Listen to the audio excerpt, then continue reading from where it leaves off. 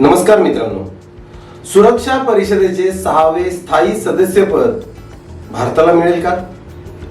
या स्थायी सदस्यपदासाठी अख्ख्या जगाची साथ भारताला आहे. मग फक्त चीनचा अडथळा काय? या व्हीटो पॉवरने नक्की भारताच्या हाती काय लागणार आहे आणि भारताला नक्की फरक काय होणार आहे? चला बघूया आजच्या या मनोरंजक व्हिडिओमध्ये.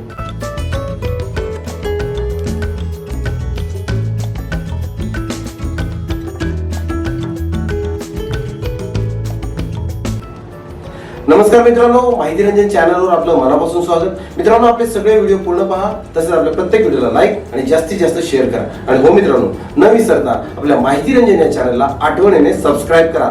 ते तुमच्यासाठी फ्री आहे, पण त्यामुळे आम्हाला जास्त प्रोत्साहन मिळेल. धन्यवाद मित्रांनो. यावर्षी एप्रिल महिन्यात भारताचे परराष्ट्र मंत्री एस जयशंकर यांनी घोषणा केली की भारत लवकरच संयुक्त राष्ट्र सुरक्षा परिषदेचा स्थायी सदस्य बनेल. पाश्चात्य देश भारतासाठी आपले दरवाजे जास्त काळ बंद ठेवू शकत नाहीत. 4 महिन्यानंतर जयशंकर यांचे म्हणणे खरे ठरताना दिसत आहे.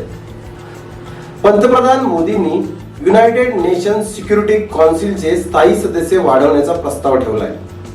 जगातील बहुतेक देशांना भारताला युनायटेड नेशन्स सिक्युरिटी काउन्सिलच्या स्थायी अध्यक्षपदावर पाहायचे आहे. दुसऱ्या महायुद्धानंतर 1945 मध्ये 50 देशांनी मिळून संयुक्त राष्ट्र संघाची पायाभरणी केली. आता 193 देश त्याचे सदस्य आहेत. संयुक्त राष्ट्र संघाच्या सर्वात शक्तिशाली संघटनेचे नाव आहे संयुक्त राष्ट्र सुरक्षा परिषद, म्हणजे United nations security council, UNSC. 5 देश त्याचे स्थायी सदस्य आहेत, ज्यांना P5 देखील म्हणतात, ज्यामध्ये चीन, फ्रान्स, रूस, ब्रिटन आणि अमेरिका हे देश आहेत. तुर्कीचे राष्ट्राध्यक्ष तय्यप एर्दोगान यांनी रविवारी म्हटले की भारतासारखा देश संयुक्त राष्ट्र सुरक्षा परिषदेचा स्थायी सदस्य झाल्यास तुर्कीला अभिमान वाटेल. जग 5 देशांपेक्षाही मोठे आहे. आम्हाला सुरक्षा परिषदेत फक्त या 5 जणांना ठेवायचे नाहीये. तसे पाहिलं तर तुर्कीने अनेकदा पाकिस्तानच्या बाजूने भूमिका घेतली. काश्मीर प्रश्नावरही ते उघडपणे वक्तव्य करतात. त्यापूर्वी G20 परिषदेत सहभागी होण्यासाठी आलेले अमेरिकेचे राष्ट्राध्यक्ष जो बायडेन यांनी पंतप्रधान मोदींसोबत द्विपक्षीय चर्चा केली. त्यांच्या संयुक्त निवेदनात ते म्हणाले, जागतिक प्रशासनात लोकांचा अधिक सहभाग आणि प्रतिनिधित्व असायला हवं. भारताला संयुक्त राष्ट्र सुरक्षा परिषदेचा स्थायी सदस्य बनवण्यास आमचा पाठिंबा आहे. या संदर्भात 2028-2029 मध्ये कायमस्वरूपी सदस्य होण्यासाठी भारताच्या उमेदवारीचे आम्ही स्वागत करतो.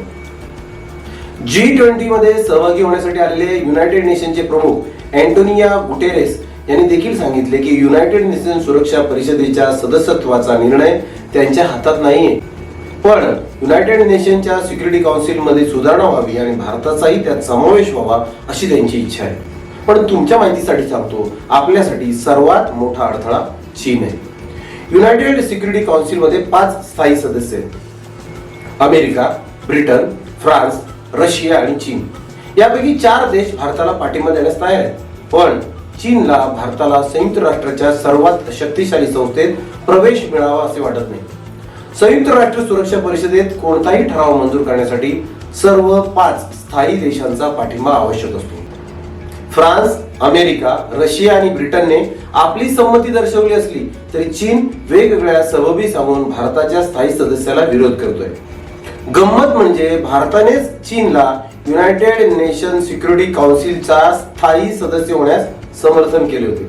फक्त चीनचे आव्हान नाही तर पाकिस्तानही त्यात सामील आहे.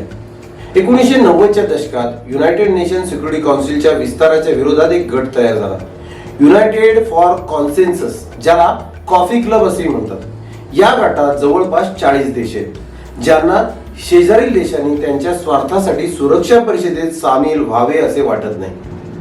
या देशांमध्ये इटली, स्पेन, कॅनडा, दक्षिण कोरिया, ऑस्ट्रेलिया, अर्जेंटिना आणि पाकिस्तान या देशांचा समावेश आहे. इटली आणि स्पेन यांनी मिळून जर्मनीच्या स्थायी सदस्यत्वाला विरोध केला. अर्जेंटिना ब्राझीलला विरोध करतो, ऑस्ट्रेलिया जपानला विरोध करतो आणि पाकिस्तान भारताला विरोध करतो. युनायटेड नेशन सिक्युरिटी काउन्सिल मध्ये विकसनशील देशांचे प्रतिनिधित्व कमी आहे. युएनएससी मध्ये सुधारणा आणि विस्ताराबाबत चर्चा करण्याची प्रक्रिया वर्षानुवर्ष सुरू आहे. भारत युएनएससी मध्ये सुधारणांसाठी लॉबिंग करण्याचा सर्वतोपरी प्रयत्न करत आहे. भारताने ब्राझील आणि दक्षिण आफ्रिकेसोबत IBSA गट तयार केलाय. त्याचप्रमाणे ब्राझील, जर्मनी आणि जपान या देशांसोबत G4 युती तयार करण्यात आलेली आहे. हे 5 देश आहेत ज्यांना संयुक्त राष्ट्र सुरक्षा परिषदेचे स्थायी सदस्यत्व हवं आहे. कायम सदस्यत्व मिळाल्यानंतर आमच्या व्हेटो पॉवर बाबत चिंता असेल तर आम्ही 15 वर्षासाठी व्हेटोचा अधिकार सोडण्यास तयार आहोत, असेही G4 ने म्हटलेले आहे. मित्रांनो, तुम्हाला हे माहिती आहे का की युएनएससी मध्ये 6व्या स्थायी जागेसाठी भारत हा सर्वात प्रबळ दावेदार आहे. जगातील 17% लोकसंख्या भारतात राहते. 142 कोटी लोकसंख्येसह भारत हा जगातील सर्वाधिक लोकसंख्येचा देश आहे. युएनएससी मध्ये एवढ्या मोठ्या लोकसंख्येचे प्रतिनिधित्व असणे आवश्यक आहे. गेल्या दशकात भारताचा सरासरी वार्षिक विकास दर हा 7% जास्त आहे. चीन नंतर इतर कोणत्याही मोठ्या देशाच्या तुलनेत हे सर्वाधिक आहे. या आर्थिक सामर्थ्याकडे युएनएससी मध्ये दुर्लक्ष करता येणार नाही. भारत हा अणुशक्ती आहे, पण तो त्याचा दिखावा करत नाही. भारताचा सुरक्षा परिषदेत समावेश झाल्यास तो अण्वस्त्र निशस्त्रीकरण कार्यक्रमात महत्वाची भूमिका बजावू शकतो. अटलांटिक काउन्सिल या आंतरराष्ट्रीय थिंक टँकच्या सर्वेक्षणानुसार पुढील दशकात युएनएससीचा विस्तार झाल्यास त्यात भारताला सर्वाधिक संधी मिळतील. तज्ञांमध्ये केलेल्या सर्वेक्षणानुसार भारताचा स्थायी सदस्य होण्याची शक्यता जवळपास 26% आहे. भारताखालोखाल जपान 11% मत मिळवतो, ब्राझील 9% मत मिळवतो, जर्मनी 7% मत मिळवतो, नायजेरिया 4% आणि दक्षिण आफ्रिकेला 2% मत मिळतात. यामध्ये उरलेल्या 40% लोकांचे मान्य आहे की आगामी 10 वर्षात युएनएससीचा विस्तार होणारच नाही. आता प्रश्न असा येतो की भारत चीनचे अडथळे पार कसे करणार? युएनएससी मध्ये नवीन देशाचा सहभाग करण्यासाठी पहिल्यांदा UN चार्टर मध्ये सुधारणा करावी लागेल. यासाठी 2 अटी आहेत. पहिली म्हणजे संयुक्त राष्ट्राच्या सर्व सदस्य देशांपैकी 2/3 देशांचा पाठिंबा असायला हवा आणि दुसरं म्हणजे सुरक्षा परिषदेत समाविष्ट असलेल्या 5ही देशांची संमती असावी. एका देशानेही असहमत असल्यास प्रस्ताव नाकारला जाईल. चीनने जर याला असहमती दिली तर भारताला उरलेल्या 4 कायमस्वरूपी देशांचा पाठिंबा मिळूनही अर्थ नाहीये. भारत युएनएससी मध्ये सुधारणा करण्याचा सल्ला देत आहे कारण तो त्यात सामील होण्याचा एकमेव मार्ग पाहतोय.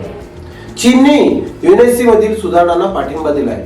अधिक विकसनशील देशांना युएनएससी मध्ये प्रतिनिधित्व मिळावं असं त्यांचं म्हणणं आहे, पण तो थेट भारताच्या प्रवेशात अडथळा आणतोय.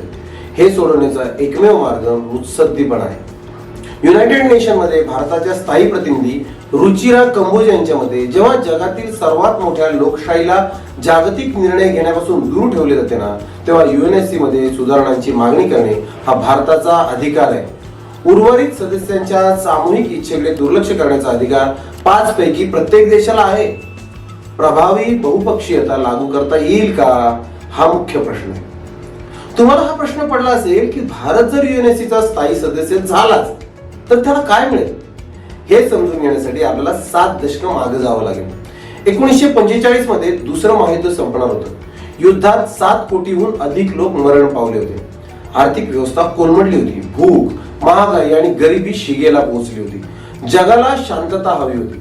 यावेळी 50 देशांच्या प्रतिनिधींनी एकत्रितपणे एक चार्टरवर स्वाक्षरी केली आणि अशा प्रकारे एका नवीन आंतरराष्ट्रीय संघटनेची पायाभरणी केली. ही संस्था पहिल्या आणि दुसऱ्या महायुद्धासारखे तिसरे युद्ध होऊ देणार नाही अशी अपेक्षा होती. आज जग याला संयुक्त राष्ट्र या नावाने ओळखले जाते. या संयुक्त राष्ट्राचे म्हणजे युनायटेड नेशनचे 6 प्रमुख घटक आहेत. पहिला म्हणजे संयुक्त राष्ट्र महासभा म्हणजे युनायटेड नेशन जनरल असेंब्ली. दुसरं म्हणजे संयुक्त राष्ट्र सुरक्षा परिषद, ज्यालाच आता आपण ज्याची माहिती घेतोय, युनायटेड नेशन सिक्युरिटी काउन्सिल. आर्थिक आणि सामाजिक परिषद म्हणजे ESC, संयुक्त राष्ट्र सचिवालय. 5वं म्हणजे आंतरराष्ट्रीय न्यायालय म्हणजे ज्याला इंटरनॅशनल कोर्ट ऑफ जस्टिस म्हणतात. आणि 6वं म्हणजे संयुक्त राष्ट्र विश्वस्त परिषद म्हणजे UNTC. United nation security council किंवा युएनएससी हे संयुक्त राष्ट्राच्या 6व्या प्रमुख अंगापैकी एक आहे. ही संयुक्त राष्ट्राची सर्वात शक्तिशाली संस्था आहे. आंतरराष्ट्रीय शांतता आणि सुरक्षा सुनिश्चित करण्यासाठी आणि युनायटेड नेशन चार्टर मध्ये कोणतेही बदल मंजूर करण्यासाठी ते जबाबदार आहेत. काही प्रकरणांमध्ये युएनएससी आंतरराष्ट्रीय शांतता आणि सुरक्षा राखण्यासाठी किंवा पुनर्संचयित करण्यासाठी प्रतिबंध किंवा शक्तीचा वापर करू शकते बरं का. म्हणजे भारत जर युएनएससीचा स्थायी सदस्य बनला तर जगातील कोणत्याही मोठ्या मुद्द्यावर त्याची संमती आवश्यक असेल. मित्रांनो, मला वाटतं की आजच्या या व्हिडिओतून तुमच्या सर्व प्रश्नांची उत्तर मिळाली असतील. असे अजून कोणत्या प्रकारचे व्हिडिओ तुम्हाला पाहायला आवडतील ते आम्हाला कमेंट्स मध्ये नक्की सांगा.